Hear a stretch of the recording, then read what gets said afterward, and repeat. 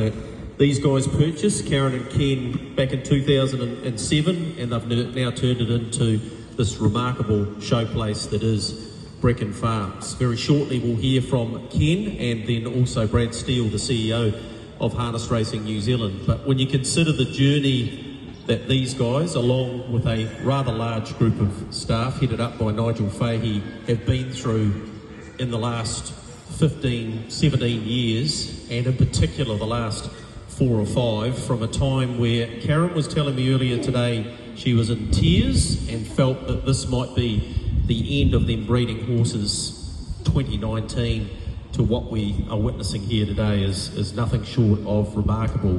The Breckon brand in Australasian harness racing and maybe even world harness racing is now well and truly established. So much so over the last 3 years at the New Zealand Bloodstock sale at Karaka in Auckland, they have been the leading vendors.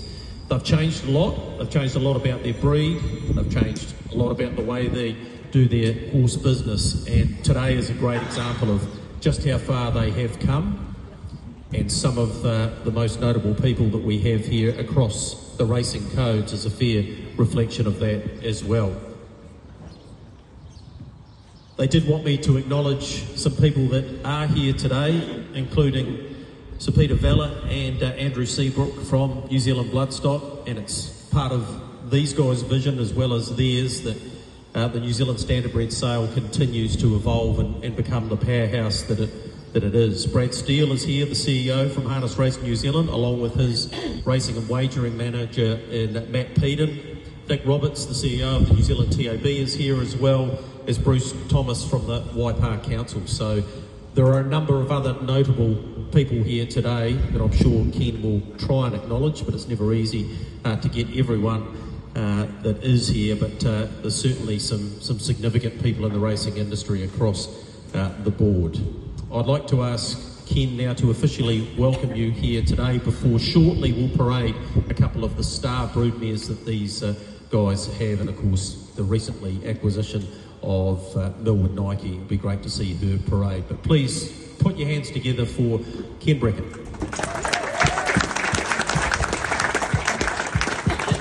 Thank you, Fred. Look, thanks to everyone that's attended today. It's fantastic.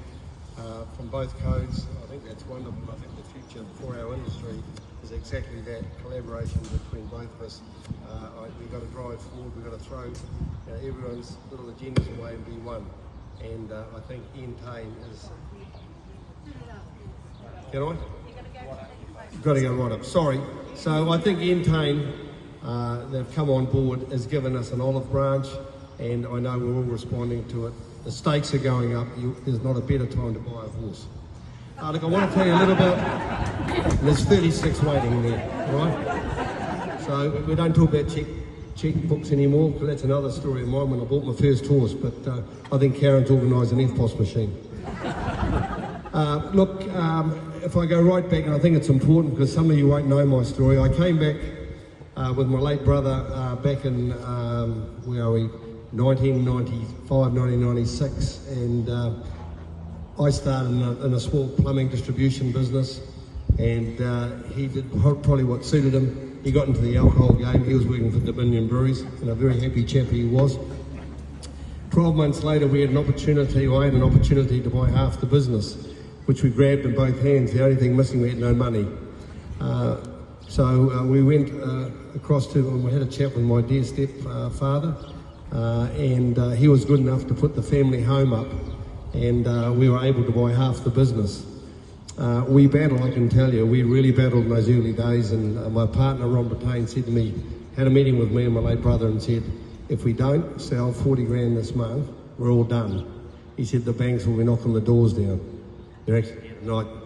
Where's Pack? Good to see you here, boys. We're probably having another look. Good to see you here, Scott.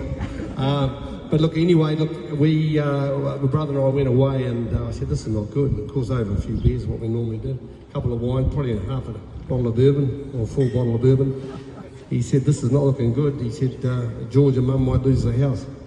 He said, what do you think? And I said, well, I'll head south. And he said, well, I'll go with you. He said, you do the east coast, I'll do the west. And, well, rather the way around, actually. But anyway, no, I did do the west. Yeah, I did.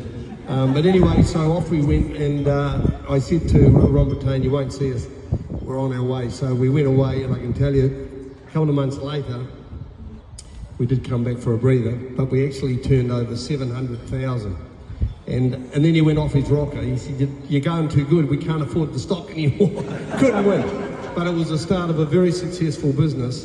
And what was wonderful about it, interesting, like we started off in the plumbing arena and then ended up in the rural. And I can tell you, the moment I left Auckland, the moment I left Hamilton, and I came into this beautiful area, Te Awamutu, I fell in love with it, and I fell in love with the rural people.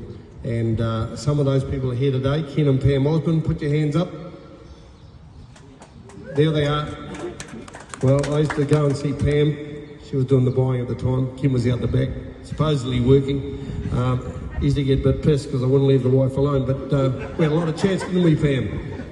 And we got to know each other very well, and they were great times. And today we're still dealing with Pam and Ken, and now it's their son, who now owns Cubic, the change of company name, and the company's very, very successful. So we're dealing with them here at the horse farm and next door at the dairy farm.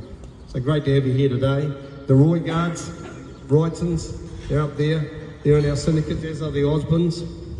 And sadly, Ray Davies couldn't make it here tonight, he's got a crook back, but I celebrated with him his 80th birthday last week. But that's what this industry's about, you know, and I met, as I say, our customers, who started off as strangers, customers, and become very dear friends. And, you know, and here we are today. We met Sandy Arnley, lives up on the hill. Sandy made it today. I know he hasn't been too well either, but I know his son Craig's here. But in 1995, through my brother's encouragement, we